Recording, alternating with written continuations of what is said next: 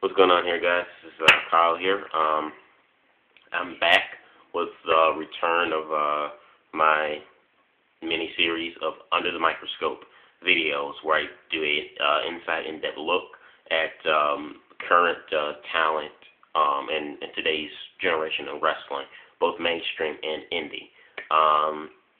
And tonight, I want to talk about the current TNA World Heavyweight Champion, Bobby Roode, and mainly because I just finished watching Impact tonight. It was a decent show. I just really want to talk about this tonight since I now know the main event going into lockdown. So where did I start with Bobby Roode? Well, everyone knows Bobby Roode came from Ring of Honor. From that, he had his thing with not Miss Tessmacher, Tracy Brooke. No, that was Tracy Brooke. Miss Tessmacher, I think it's Miss Tessmacher, or Tracy Brooke. It was one of them. I think it was Tracy Brooks. Came in as Robert Roode. Actually, that was his name originally. All he cared about was money and things of that sort. From that on, he formed a tag team with James Storm, formed Beer Money, which I still think is one of the greatest tag teams in current generation wrestling. From Beer Money, get a big major push, leading all the way to Bound for Glory, which he was supposedly originally have won the title at that pay-per-view. Unfortunately, he didn't win due to politics, but he ends up getting it 3 weeks after the pay-per-view on a taping of Impact. Since Bobby Roode has been champion, I didn't get a good chance to watch his first two title defenses because of the whole debacle and politics that are being played in TNA, going back to Bound for Glory. However, since I had lifted my hiatus and I've been starting to watch TNA again since the beginning of this year, January, I went back and watched some of his title defenses on the last two pay-per-views of 2011, and just his title defenses, since being champion, from the first pay-per-view, from his first title defense at the first pay-per-view, up until his previous one Against All Odds, and just him on every Impact. I think Bobby Roode has done an incredible job, as a champion, as world champion, which I never had any doubt anyway, because I was rooting for him and I was always 110% behind him. Even when he was going into Bound for Glory against Kurt Angle for the title, I was behind him then, and I still am now. But just to see him now, as pretty much the top heel in that company, and just seeing how he kind of has like a Ric Flair-ish type of essence. He reminds me of a little bit of Triple H's kind of feeling he kind of gives off to me. Just being a really good heel, a good slimy heel, I guess you want to say, and just being a cocky SOB, being the leader of the selfish generation, I really enjoy.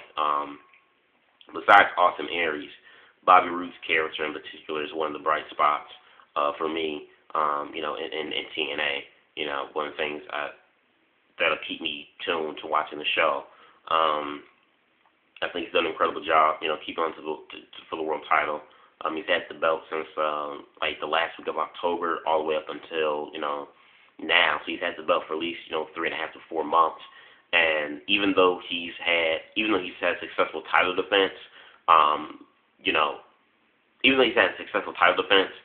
but by cheating, and whatnot, and just being a cowardly, dirty heel, I still think that his championship reign, has been very solid because the belt has not flip-flopped, around constantly. And I feel like since the belt's been around his waist, even though he hasn't won clean finishes, clean victories to successfully defend his title, I believe he's brought prestige, if not brought back prestige to the TNA World Title, because like I said, last year it is flip-flopped just so much every other month between 4 or 5 guys.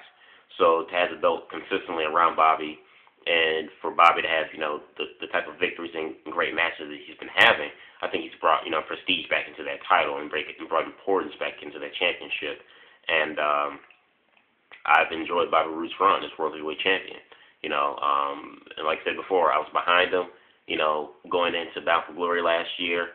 Still behind him now, when he won it 3 weeks after, was still behind him, when he won the title. And I've really enjoyed it. He's going up against James Storm. Been announced tonight. James Storm is the new #1 contender. This will actually be the first one-on-one rematch between former Beer Money partners since James Storm had lost the title to Bobby by Bobby clucking him inside the head with a beer bottle and the whole shenanigans. So this will be the first one-on-one match between these two guys since then. And so just to have this as a headlining main event for Lockdown, I'm already interested to see Lockdown. Two good wrestlers, former tag team partners, friends, whatever the whole story they got going on here. Really interested into it and seeing it. I'll go into more detail about my thoughts into this match leading to Lockdown since it had been announced tonight, the main event for Lockdown off Impact recently. But this is just my under the microscope in-depth discussion or look at the current TNA World Champion Bobby Roode. I think he's had a good run. I've enjoyed his heel, selfish, cocky, like persona. Like I said, it reminds me a little like a little bit of Ric Flairish / Triple H's kind of like persona a little bit. And on top of that, Bobby's just a fantastic wrestler, one of the best wrestlers in the world today. So this is my inside depth look on Bobby Roode, the current TNA World Champion. And I have to give TNA credit for this too, for building their own stars. Finally, to me, the only well-rounded superstar that they build was AJ Styles. And now I can finally say, sadly, it's been so long, but now I can finally say Bobby Roode and even James Storm coming up close behind him are the next crop of stars, round-welded stars that TNA has been building and continuing to build up since AJ Styles, back in the 2003, 4, 5 era. So let me know what you guys think on Bobby Roode. Do you guys enjoy his championship run as world champion? Do you enjoy his selfish, cocky gimmick? Let me know what you guys think about this topic and discussion. Comment, subscribe. Peace.